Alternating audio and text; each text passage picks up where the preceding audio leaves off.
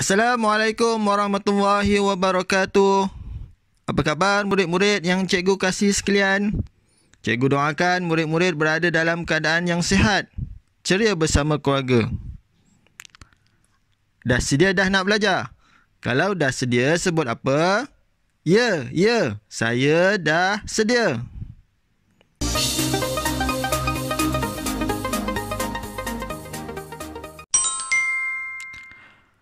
Sebelum kita memulakan pembelajaran, cikgu akan terangkan objektif pembelajaran kita pada hari ini. Yang pertama, murid-murid dapat menyebut dan memahami tanda-tanda kenabian Nabi Muhammad SAW. Yang kedua, murid-murid dapat mengetahui dan memahami peristiwa pembedahan dada Nabi Muhammad serta kepentingan dan iktibar daripada peristiwa tersebut. Baik murid-murid yang dikasihi sekalian, pada hari ini kita akan belajar dalam bahagian sirah, iaitu kita akan belajar tentang sejarah Nabi Muhammad SAW di bawah tajuk Sesuci Hati Kekasih Allah. Siapa dia ni kekasih Allah? Kekasih Allah sudah tentulah Nabi Muhammad SAW, yang mana Nabi kita. Jadi dalam tajuk ini, apakah yang kita hendak pelajari? Yang pertama, kita akan mempelajari tentang tanda-tanda kenabian Nabi Muhammad SAW. Yang kedua, kita akan mempelajari peristiwa pembedahan dada Nabi Muhammad SAW. Dan yang ketiga, kita akan mempelajari apakah kepentingan dan iktibar daripada peristiwa pembedahan dada Nabi Muhammad SAW. Baik, itu yang kita akan pelajari pada hari ini. Baik murid-murid, mari kita lihat apakah tanda-tanda kenabian Nabi Muhammad SAW. Ada tak tanda-tanda ini sewaktu baginda masih kecil? Mari kita lihat sama-sama. Yang pertama, dadanya dibedah oleh malaikat. Dadanya dibedah oleh malaikat. Ya murid-murid, pada usia Nabi kecil, dada Nabi Muhammad telah dibedah oleh malaikat. Yang kedua, ketika Nabi Muhammad menuju ke Syam, seorang pendeta Yahudi dapat mengenali bahawa baginda adalah Nabi akhir zaman. Untuk pengetahuan murid-murid, Nabi Muhammad pada usia 8 tahun telah kehilangan ayah, telah kehilangan ibu dan juga datuknya. Maka baginda dipelihara oleh bapa saudaranya, Abu Talib, yang merupakan ahli perniagaan. Jadi pada usia 8 tahun, Nabi Muhammad telah belajar untuk berniaga. Jadi sewaktu baginda bersama Abu Talib, pakciknya, menuju ke Syam untuk berniaga, seorang pendeta Yahudi dapat mengenali bahawa, apa dia kata, budak ini pada akhir zaman akan menjadi Nabi. Itu ceritanya pada waktu kecil Nabi Muhammad SAW. Dan yang ketiga, awan sentiasa menaungi Nabi Muhammad SAW. Awan sentiasa berada di atas Nabi, membuatkan apabila Nabi berjalan, Nabi berada dalam keadaan yang redup. Dan yang keempat, terdapat juga tanda kenabian di belakang tubuh Nabi. Terdapat juga tanda kenabian di belakang tubuh Nabi Muhammad SAW. Baik, seterusnya murid-murid yang dikasihi sekalian, cikgu akan ceritakan bagaimana peristiwa pembedahan dada Nabi Muhammad SAW. Nabi Muhammad SAW dilahirkan di kota Mekah. Nabi lahir di kota Mekah. Nabi ini orang Mekah. Ibu dan ayahnya juga orang Mekah. Semasa kecil, baginda disusui oleh Halimatus Sa'diyah. Ibunya Aminah telah mengantar Nabi ke Halimatus Sa'diyah untuk disusukan. Jadi pada umurnya 4 tahun, ketika berumur 4 tahun, semasa baginda bermain bersama-sama dengan kanak-kanak yang lain, ada 2 malaikat datang membawa baginda ke suatu tempat. Ada 2 malaikat datang membawa baginda ke suatu tempat.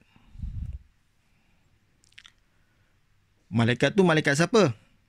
Ya, malaikat itu adalah malaikat Jibril.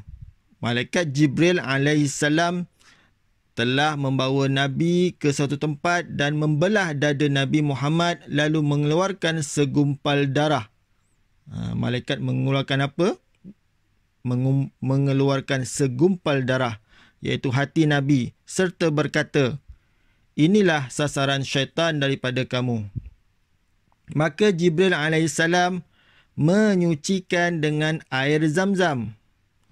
Jibril alaihissalam menyucikan segumpal darah tersebut dengan air Zam-Zam dan kemudiannya memasukkan semula ke dalam tubuh baginda.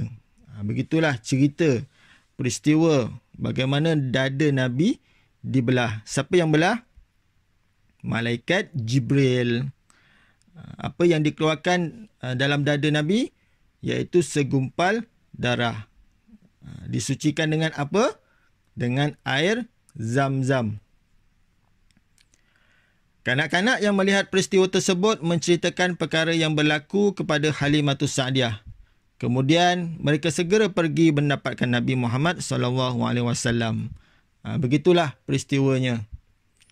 Jadi seterusnya perkara yang ketiga yang cikgu akan terangkan di sini adalah apakah kepentingan peristiwa pembedahan dada Nabi Muhammad SAW? Kenapa pentingnya pembedahan dada ni untuk Nabi? Mari kita lihat. Yang pertama, dia adalah untuk sebagai isyarat kerasulan Muhammad SAW. Ia sebagai isyarat kerasulan Nabi Muhammad SAW. Yang kedua, sebagai persediaan awal Nabi Muhammad SAW untuk menerima wahyu. Persediaan awal Nabi Muhammad SAW untuk menerima wahyu. Dan yang ketiga, memelihara Nabi Muhammad SAW daripada melakukan kesilapan. Memelihara Nabi Muhammad SAW dari melakukan kesilapan.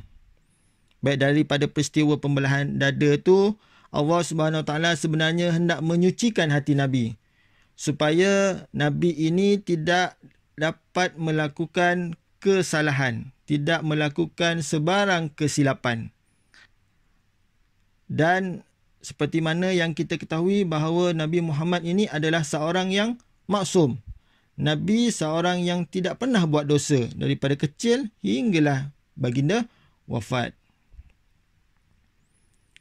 Baik, itu dia. Apakah kepentingan pembelahan dada Nabi Muhammad SAW? Dan seterusnya yang terakhir, apakah iktibar daripada peristiwa pembedahan dada Nabi Muhammad? Apakah pengajaran yang boleh kita pelajari daripada peristiwa pembedahan dada Nabi Muhammad? Yang pertama, kita perlu berani menghadapi ujian. Perlu berani menghadapi ujian. Menghayati akhlak mulia. Menghayati akhlak mulia. Menjaga kesucian hati. Menjaga kesucian hati. Yang keempat, memohon perlindungan Allah daripada godaan syaitan. Memohon perlindungan Allah daripada godaan syaitan. Baik, itu dia iktibar pengajaran yang kita boleh dapat daripada kisah pembedahan dada Nabi Muhammad SAW. Yang mana kita ni perlu sentiasa melakukan perbuatan yang baik. Walaupun kita ni tidak dibelah dadanya, tidak dikeluarkan segumpal darah hatinya dan disucikan dengan air Zam-Zam, tapi kita ni perlu sentiasa buat baik, berakhlak mulia, sentiasa berhati bersih, jangan buruk sangka dengan orang. Dan kita hendaklah sentiasa memohon perlindungan daripada Allah, daripada godaan syaitan. Itu dia pengajaran yang boleh kita perolehi daripada kisah pembedahan dada Nabi Muhammad SAW.